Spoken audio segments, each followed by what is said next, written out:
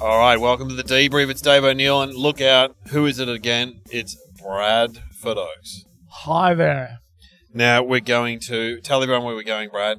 We're going to Bairnsdale. What pub is it? The Cow and the Fish. Is the Cow and the Whistle? No, the Cow and the Fish. The Cow and the Fish. It's a very old pub, apparently, but I don't know. That's a surf and turf, isn't it? Oh, man, I was looking forward to a steak, but they've only got pizzas on. So it's a little bit disappointing. Yeah, we'll get Uber Eats. Yeah. Get steaks sent in. Don't think they have Uber Eats in Bairnsdale. They might. I bet they do. I don't know. Tommy Little was telling me, he does a whole routine about how he gets them Uber Eats to race each other, him and his mate, and then he did it in some town, and afterwards some guy said, we don't have Uber here, but we got your jokes. Well, everyone knows what food delivery is, you know what I mean? Yeah, I was in Perth. And have I told you this when I was at... No. I was doing Little Creatures at a comedy lounge at Little Creatures. And I did this joke where I say, I went to the 7-Eleven. Yeah. I said... can you have a bag? I bought two of everything. And I said to the guy, I didn't say anything because he didn't give me a bag. And I just stared at him. And finally he goes, do you want a bag? And I went, no, I'm a marsupial. I haven't heard you do this joke for ages. Yeah, it's funny. Yeah, well, I'm a marsupial. I'll put it in my pouch. If you open that door and fill up my pouch, I'll hop on out of here. That's right. And this audience, I was having a great show and they loved me. And they said, they're just looking at me. And you know that smile that people give you when they know something you don't? And no one's laughing. And I'm looking at them, everyone, and I've stopped the show and I'm going, what's going on here? This woman goes, we don't have 7-Eleven here in Perth, right? And I went, okay, well, two things about that. One, you fucking knew what I was talking about. Yeah. And two, I've done that routine in this town at least 10 times, and no one's ever said we don't have 7-Eleven here. You know what? I think they do now. Well, they didn't. They didn't back then. No, they never used to have 7-Elevens. No, and Adelaide don't have them either, I don't think. Did you ever do that gig, Little Creatures? Nah. Because across the road from Little Creatures, there's a Ferris wheel. And it's only about 50 feet high. It's a mini Ferris wheel. A little one. But they're enclosed. And the joke I did there was I said that you can't get a room in Fremantle for love of money. Right? Little Creatures in Freo. And you can't get a room there for love of money. So if you pick up somebody in a nightclub, you've got nowhere to go. Yeah. But for $25, you got 15 minutes in the Ferris wheel, which was great for me, but it was a bit of a shock to the Smith family because we were sharing. Oh, classic. I know. Classic. I'm dirty, Oaksy. Oaksy's gone dirty. Well, we're on the way to Bairnsdale. I was going to say Traralgon, but we've been through Traralgon. Bairnsdale in Gippsland, and this guy contacted me on an email, I think, and said, why don't you come down to a show on a Sunday night? I know. Bizarre. Everything about it's bizarre. But they've sold some tickets, and look, there has been some dispute about the starting time. It's been changed several times. Well, it was initially 4, now it's 7, because he said people want to eat tea, and I knew because doing gigs forever, Sunday gigs are either got to be 3 o'clock or 7. Yeah. Maybe 6:30. You need time for people to eat their dinner. Well, it's always a good idea in these instances to check to see whether or not there's cow milking involved. Ah, yeah. Because not all farmers get up at 4:30. No. But you got to get up and milk the cows. They do.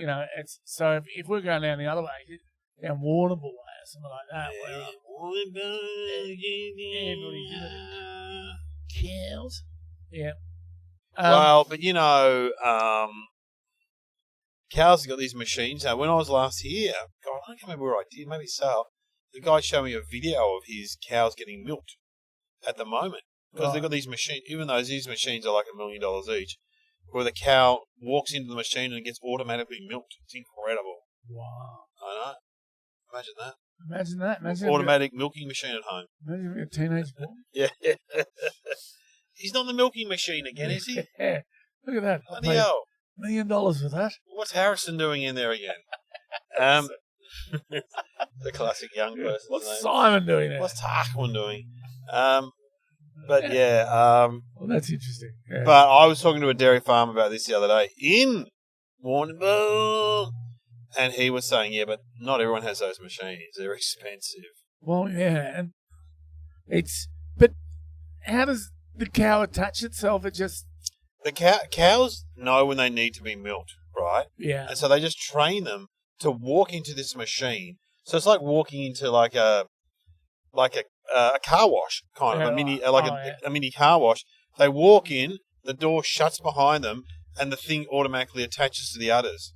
They kind of move up into it. I saw it. I seen it with my own eyes. Wow, so it's amazing. Yeah, it's amazing. So you'd pay $1 million not to get up at 4:30. Oh, yeah, far out. I would. Wouldn't you want? I just imagine things going wrong with it. You know.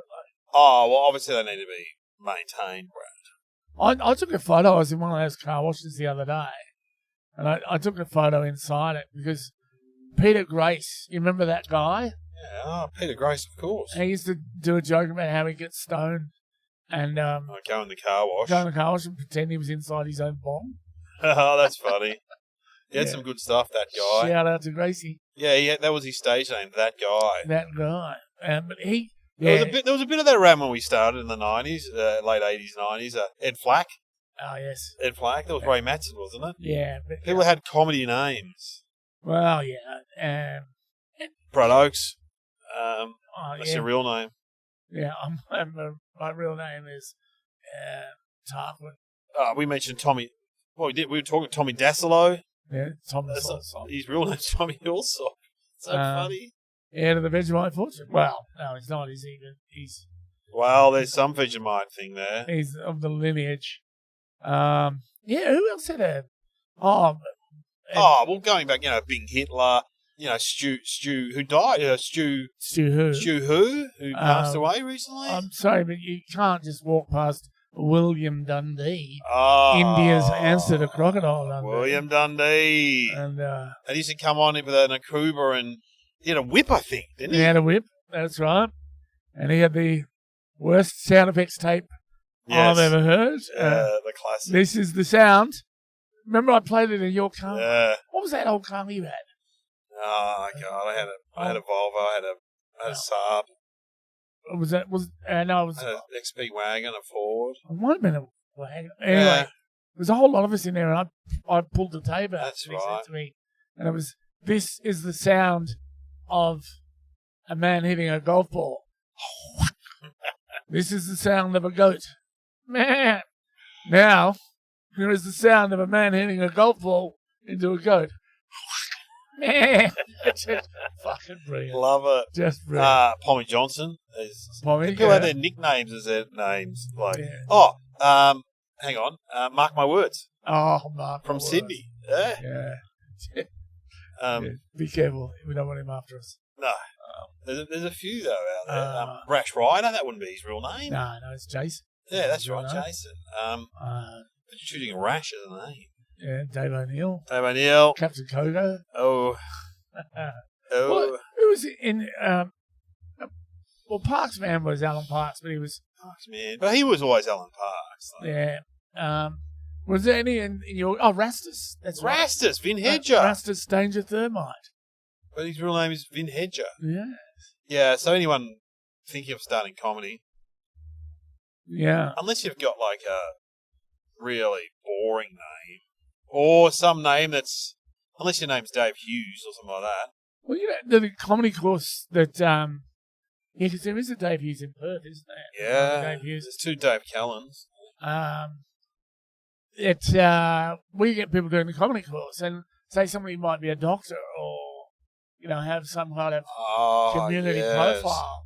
They don't want to do comedy under their own name. Yeah, fair enough. And I have one guy, his name was Mark, and he changed his name, on stage name, to Mark with a C rather than a K.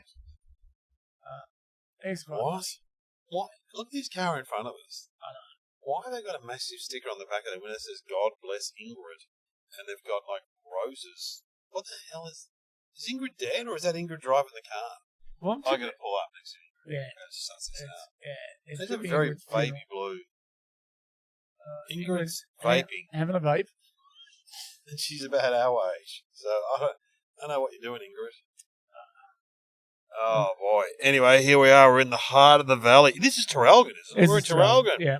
How many gigs did we do in that pub? Is it that pub or was it the next one? Well, we did the Royal, but I did.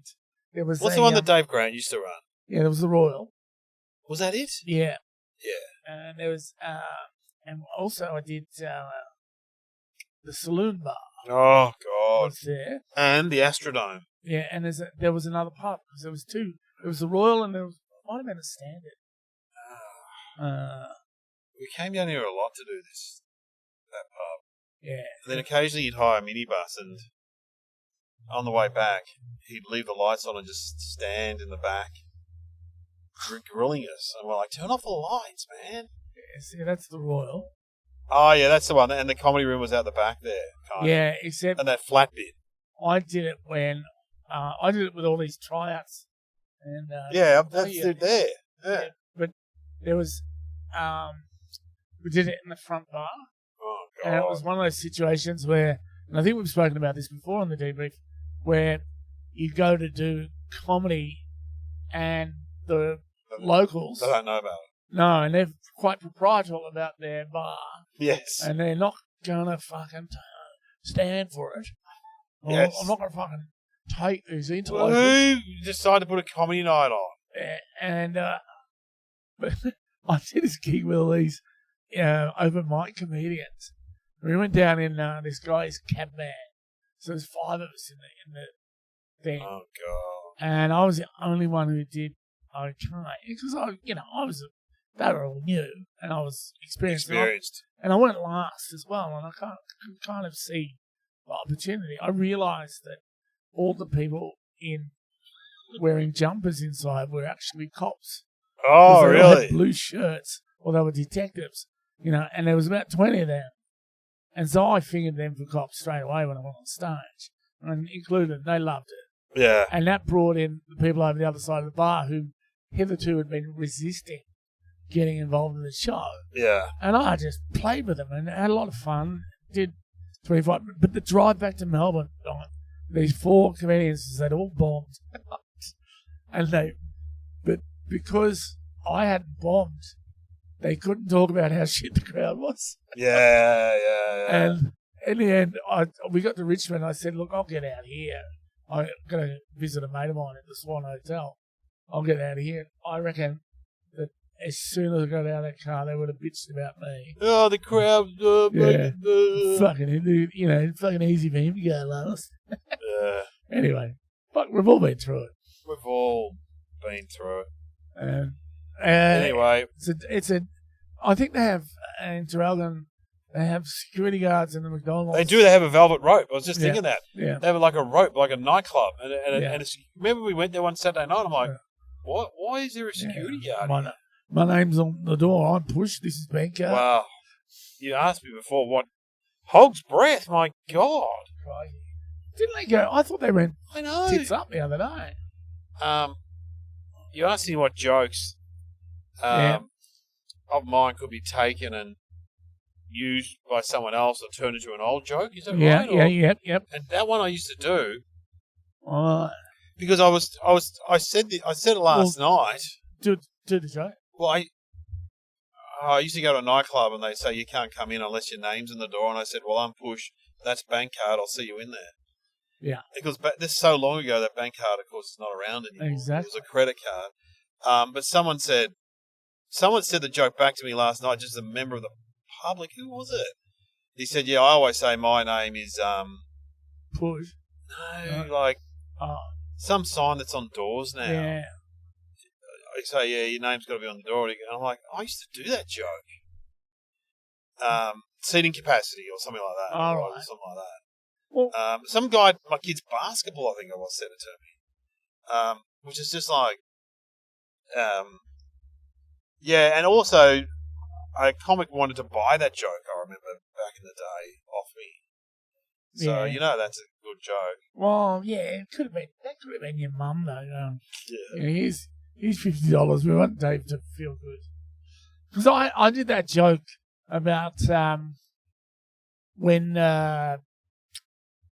people's mobile phones used to go off. Yeah. And I go, well, we have a jammer in here.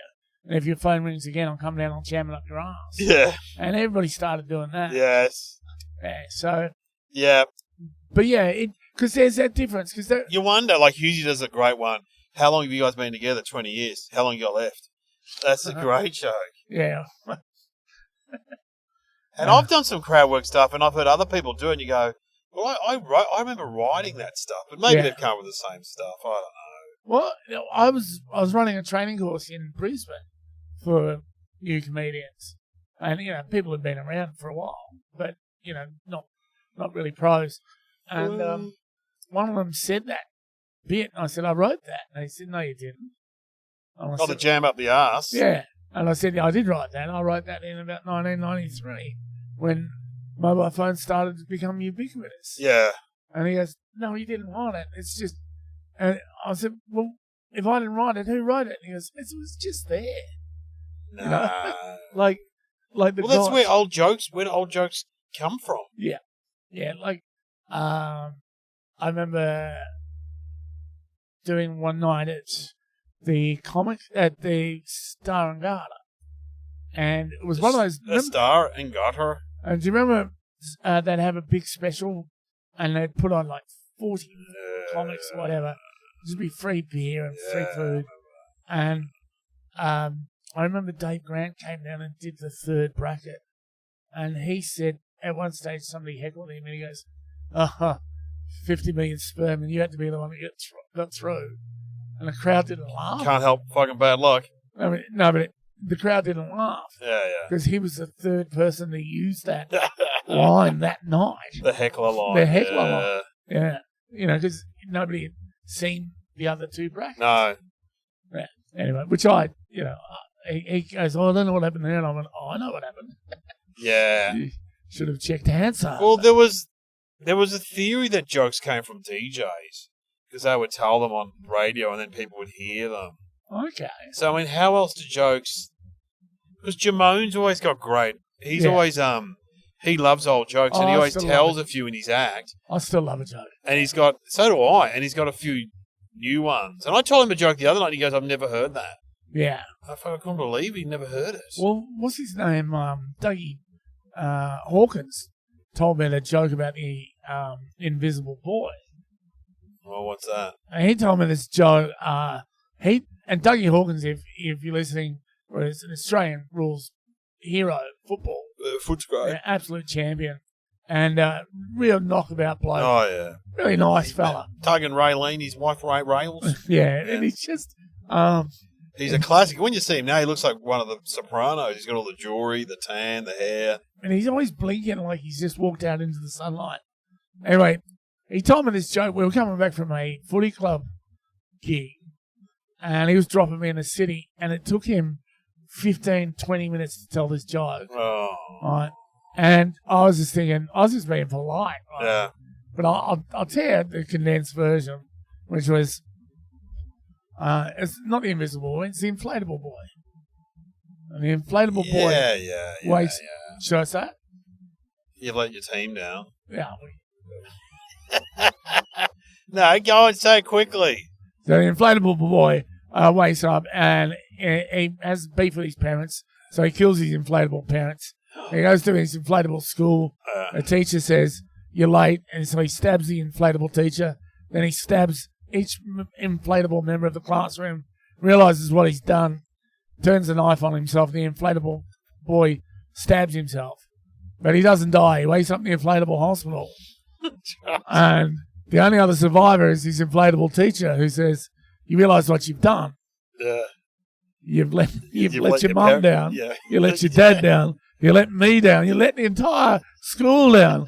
Worst of all, you let yourself down. Right? That's a great joke. But it took him 15 minutes to get that out, right?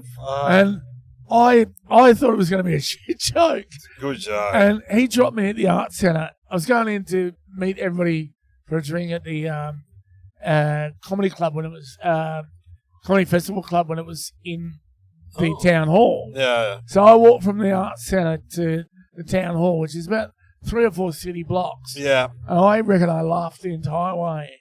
Right? Because I thought it was so funny. Yeah. So who came up with that? Yeah, exactly. But, it's great joke. Yeah. So I'd love to find out if people even could tell me where jokes came from. Or, I wouldn't... I'd be annoyed, but kind of happy, proud if one of my jokes just went into the... Yeah, the zeitgeist. Yeah, the zeitgeist. Yeah, exactly. Became an old joke. Yeah. And then somebody came up to me and said, "Oh, that's an old joke." And I go, "Well, I wrote that old joke." I wrote it, man. Yeah. Well, you've got a lot of good jokes, so they can easily happen.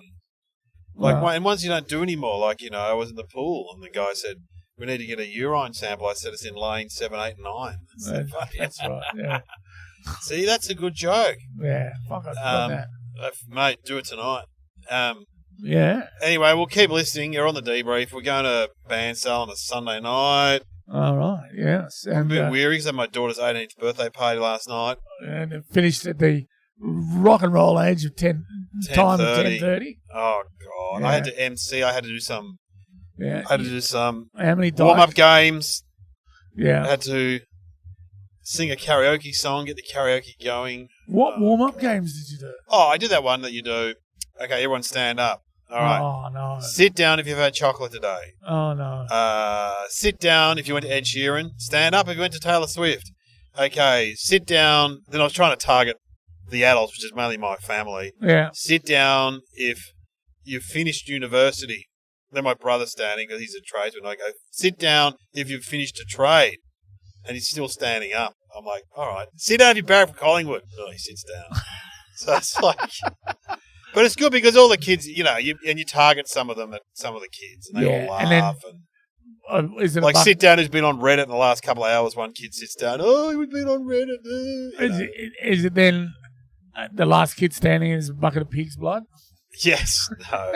Sit down if you like Kanye.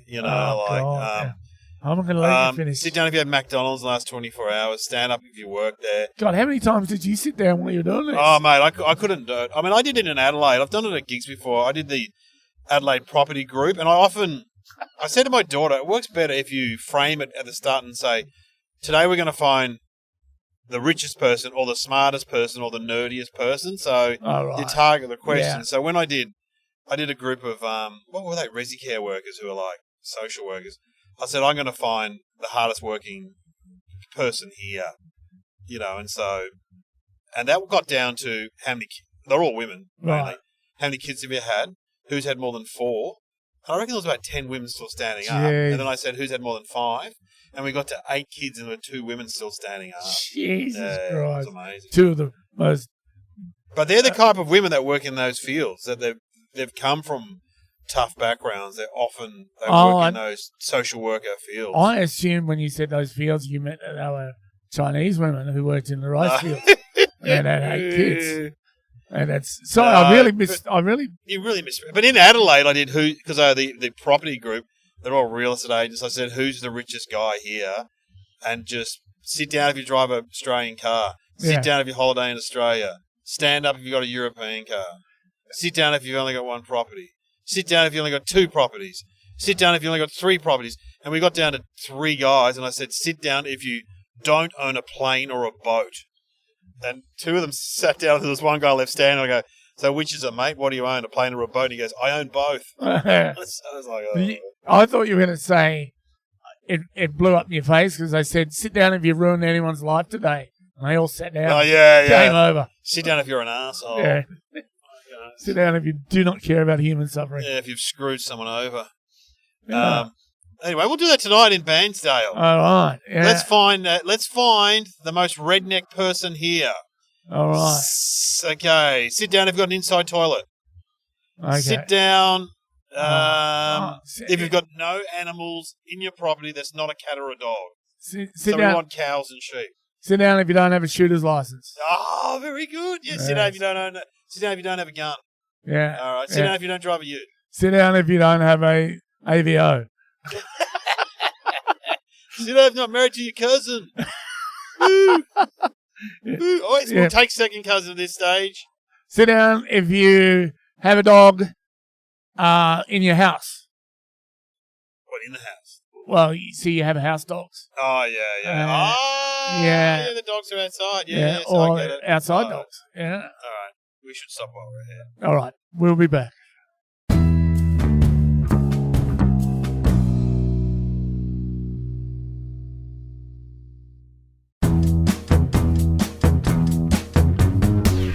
And we're back on the debrief. Myself and Brad Oakes in the car driving back from Bairnsdale. Oh, look at this Morwell. That must be the power station. That is really like something out of The Simpsons. Look at that. Yeah, it's that, or it's a tyre fire. In the darkness. Anyway, Brad, what a night we've had in Bairnsdale. That was crazy shit. Oh, mate, it was. Yeah. Okay, well, how you start to explain what happened? It was just. Well, it was. Let's just say the people of Bairnsdale are fantastic.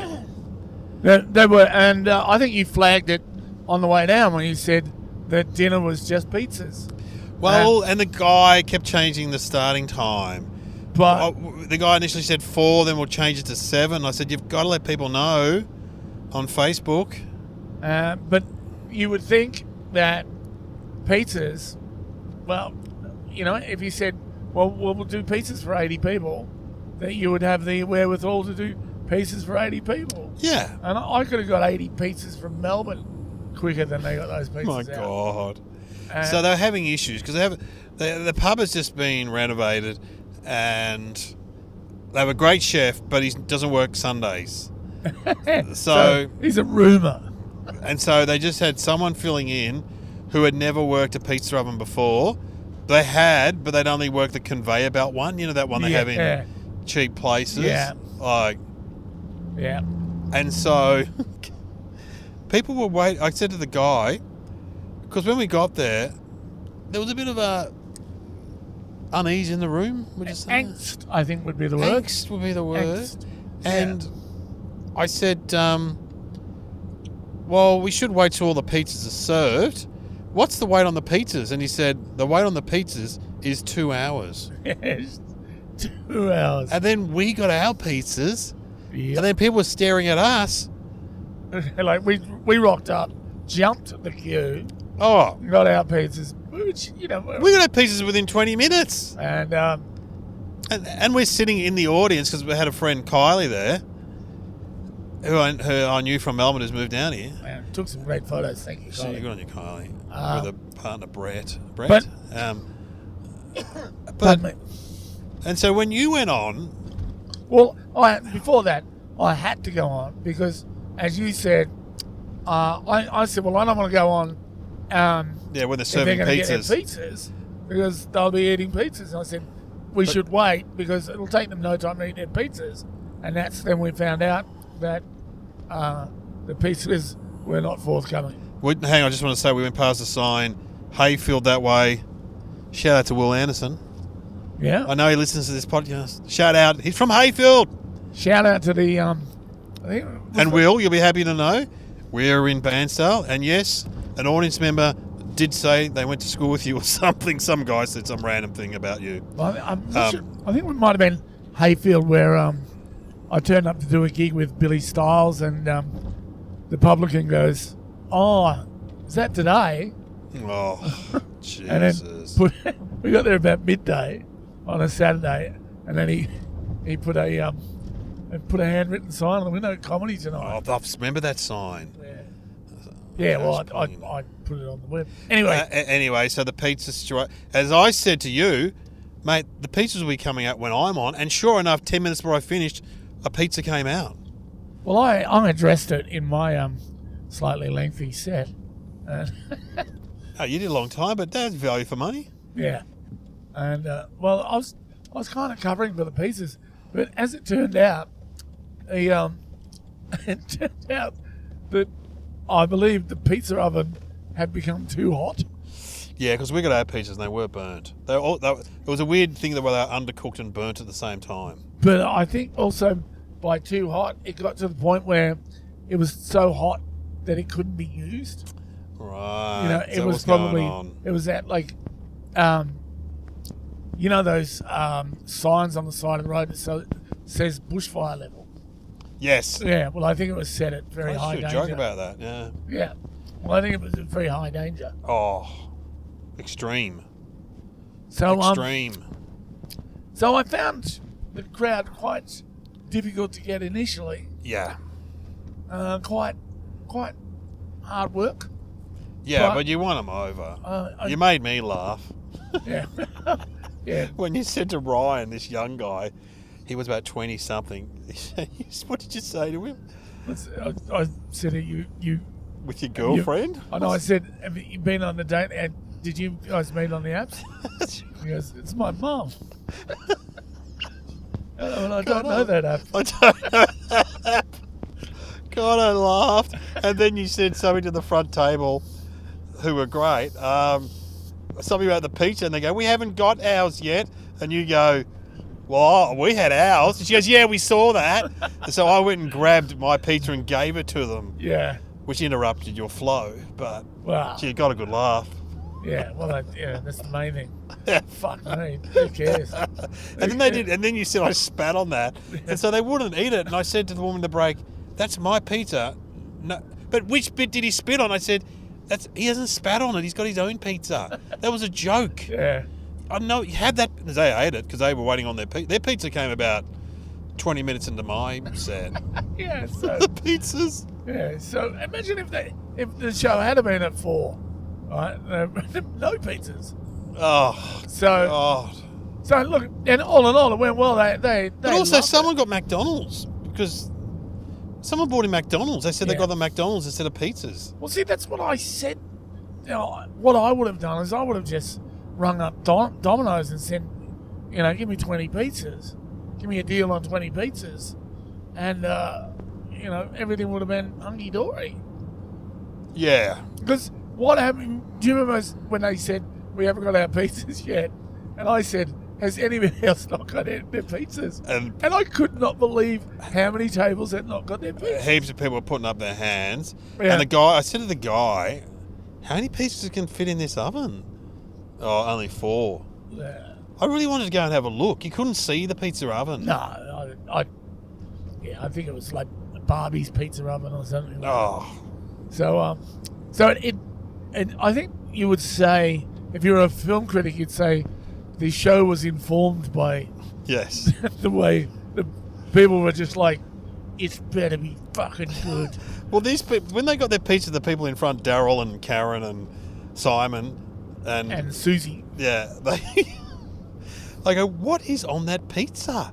Because it looked like green beans. And they said, what was on yours? I said, mine was ham, pineapple, and charcoal. Thank you very much. well, when I said, my joke about crumpets. Yes. I said, not unlike the top of this pizza. Oh my God. Anyway, it was just, but then people were harassing the staff, right? And it was not their fault. I mean, it's not. No. It was no one's fault that, and not enough pizza came to the town of Bairnsdale. Oh, we forgot to mention too, when we got there, I said, where's Kev, the guy running the joint? And the other guy said, he's at the supermarket getting more pizza dough. Yeah. Was that the guy who wasn't there when we finished? No, he wasn't there when we finished. He'd fled the scene. Had enough. Yeah. But, running a pub, hard work. Yeah. They're having a crack. And I was amazed, actually, most of the people were sympathetic, saying, oh, no, they're having a go, and they're always happy when someone's taken over the pub and trying to have a crack and bring something. Yeah, it was just that guy with the ice accent. Oh, yeah, that guy was angry. Yeah, I come in fucking see some comedy, and I'll tell you what, we're getting really mad. You got to get up there. You got to get up there. Yeah. And you've just been up there. I'm like, all right, let's get up there. And in the end, I've just gone, well, if you go away, we can get on with the show. Go away. Yeah. Oh, man, what a night. Good show, though. Good times. You know what? It took a while for me to get them going, too, but they were great. They were really great. Yeah. And, if you tend to find in the country, the audiences are appreciative. Yeah. And they were really great. It was good fun. It was good times in the end. And now we're making this incredibly long trek back. Yeah, but we've got something to talk about, the pizza. Yes. Imagine if we went and everything went smoothly. Like we're in some nice greenwood with champagne and lobster, and the guy said, "You're on in 5," and everything's... Yes. When it came out to our trailers. Yes. You're on in 5. Yes. They're ready for you. But we don't want that. Yeah, exactly. And the good thing is, we're both too big anyway, so not to eat the pizza is probably good. Yeah, because I would have eaten a whole one, but I only ate 2 or 3 slices. Yeah, mine wasn't too bad. The pineapple was nice. Yeah, pineapple was the best bit. And probably divided the people listening. Now, I don't believe that's a thing that people get so angry about. Pineapple on pizza, just don't have it. It's, a Canadian invented that. It was a Canadian invention. Pineapple on pizza. I like it. Yeah. But I like all sorts of pizza. I had a great pizza last night on my daughter's 18th birthday party, which had prawns. Oh. Well, you know what? Somebody said to me that if you go to Italy, they never put pineapple on pizza. No. It's not really a pineapple region, is it? Exactly. Yeah. Exactly. Nor do they put bananas on there. The pizza is good in Italy, though. I can confirm that. I love the pizza in Italy. Yeah, but there's all sorts of different pizza in Italy, too. I can confirm it, but only anecdotally. Yeah. Naples, where they invented pizza, that's the best pizza. Yeah, in the shadow of Vesuvius. Yeah, you can see it going off. It's amazing. What's it? Just the world's biggest pizza oven. Pompeii. Oh, it's a great spot. Yeah. I loved it. And there's people, better than Rome. I'll tell you what, if that gig was in Pompeii, there's people still waiting for their pizza. Oh, God. They write themselves. All right, so let's do our questions. What went well tonight? The sound was immaculate. Oh, man. What's that guy's name? I don't know. He did a great job. I don't know, but he was pretty... what did you say to him? I just... Tell the listeners. I just went up to him and I said, "Oh, mate, the sound is fantastic. This is the best sound I've heard of it." And the lights were good. And he goes, "Thank you." And then at the end, I said, "Mate, great work." And he goes, "Oh, thank you." And I think it might have been a bit neurodivergent. He said, "Thank you." And you were both very amusing. Oh, there we go. Very amusing. Good on him. All right. Well, what didn't go well? What about? I know. Hang on. Your Geelong comment. Well, that was weird. That was weird. Yeah, but look, I mean, slagging off Geelong when you're about 5 hours away from it normally would be fine, but you got a bit of a ooh.